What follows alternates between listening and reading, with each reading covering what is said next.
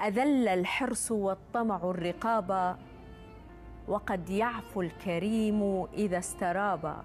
إذا اتضح الصواب فلا تدعه، فإنك قلما ذقت الصواب وجدت له على اللهوات بردا كبرد الماء حين صفى وطاب.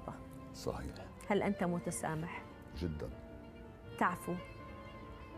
ليس كثيرا. تغفر؟ ايه طبعا، لأنه أنا ماني معني. يعني في ناس هلا اللي القريب مني بدي أغفر له لأنه بدي كفي حياتي معه، أما الغريب أو البعيد عني لا، أنا خلص بعتزله ما عاد جانبه. هل أنت خلينا نقول تغفر ولكن لا تنسى؟ إجباري ما بدك تنسي أنت، لأنه هذا بالنسبة إلك أنت، لأنه إذا بدك تقدمي على علاقة جديدة بالتعامل بينك وبين هذا الشخص بدك تتذكري، ما بصير تنسي.